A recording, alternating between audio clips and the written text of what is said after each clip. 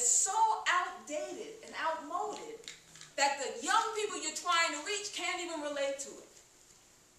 Do you have a picture of an angry God who is exacting and wanting you to dot every I and cross every T?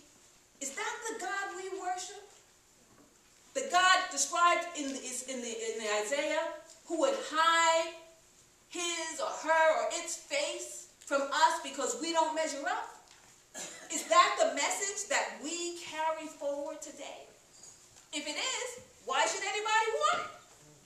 I mean, we got enough people angry at us, right? We got enough people wanting us to measure up to their ways of being and doing things. Who needs a God like that?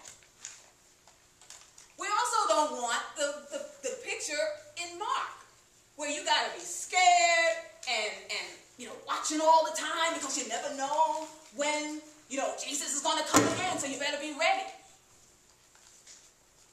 Who wants to live like that?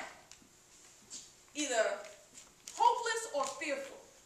That's not what Advent is about, as Brother Bahari read for us. It's a time of reflection and discernment and trying to think, okay, how am I living now?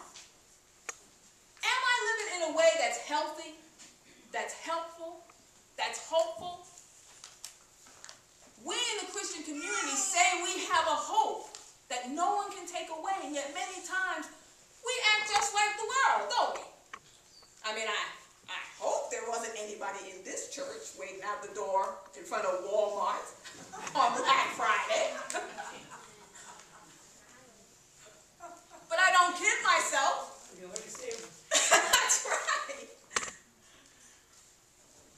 We have a chance to begin to develop lives of what I call active waiting.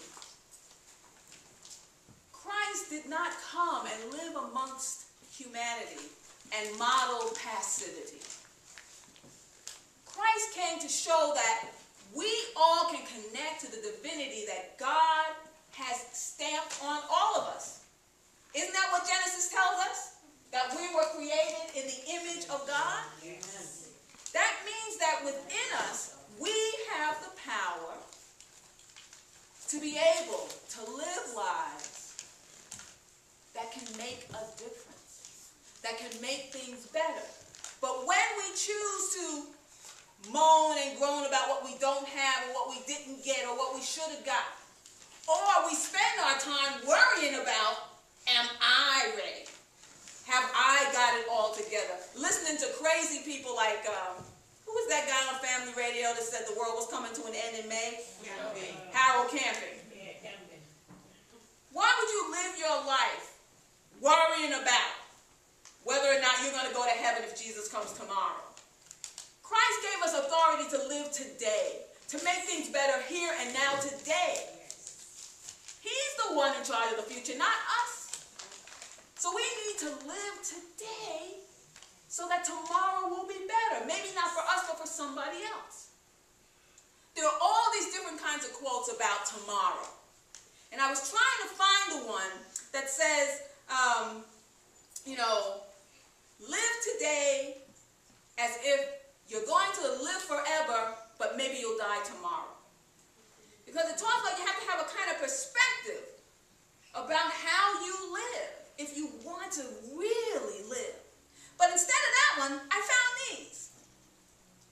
Martin Luther said, even if I knew that tomorrow the world would go to pieces, I would still plant my apple tree. Even if I knew that tomorrow the world would end, today I would still plant my apple tree. I would not allow circumstances to determine or limit my productivity. Pablo Picasso, famous painter, said this: only put off until tomorrow what you are willing to die having left undone. Only put off for tomorrow what you're willing to die having left undone. Everything we do is important. We always have to make choices, but don't be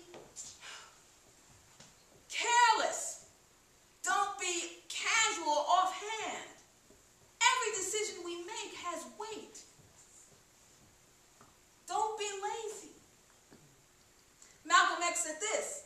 Education is the passport to the future, for tomorrow belongs to those who prepare for it today. Because today is all we have. Yesterday is gone, and who knows if we'll see tomorrow. So we have to live in this way that I call active waiting, which is less about trying to make sure that I'll get into heaven, or trying to figure out when the end of the world is going to happen, or making sure that I'm the first person through the door at Walmart at 12:01 to get that Xbox. But it's more about, am I being a good steward with what I have, no matter how much or how little it is? Am I living today to my best ability? Not judging, oh, I'm not doing as good as Andrew, or I'm not doing as good as Kathy. Am I doing the best that Anna can do with what God has given her? That's what active waiting is. It's not, oh Lord, please come and give me what I want, you know, like someone trying to rub a genie's lamp, or trying to, I don't know, not grow up. God has given us power and authority. So for us to keep waiting for somebody else to make something happen is being wasteful. Is not growing up. But there's always the procrastinator in all of us, right? So I took this one from Henny Youngman. He said, if you're going to do something tonight that you'll be sorry for tomorrow morning, sleep late. Everything we do has consequences. We've got to be prepared to accept them. In these two scriptures, Mark trying to help his community not go crazy because people are being murdered all around them, but also the Israelites trying to come up with a new hope because they got what they wanted and it didn't help them.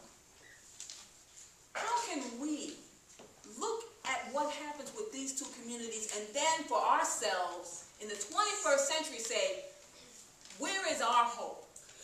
What is it based in?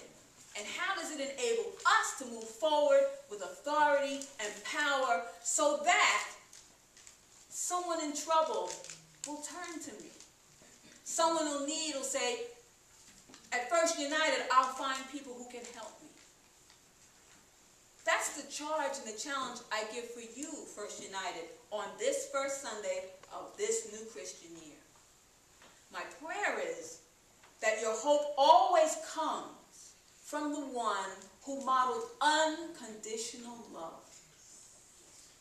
Even when it's hard, as we heard in our prayer over our gifts. Because it's not easy to love. I know it's not easy to love me. So, if our hope is founded in the one who modeled unconditional love, who taught us 7 times 70, who said turn the other cheek. If we are trying to live and wait in this active mode of love, then I think we'll get it. First United, where does your hope come from? I pray that it comes from that one who gave his all for us. Amen. Amen? Amen. Amen.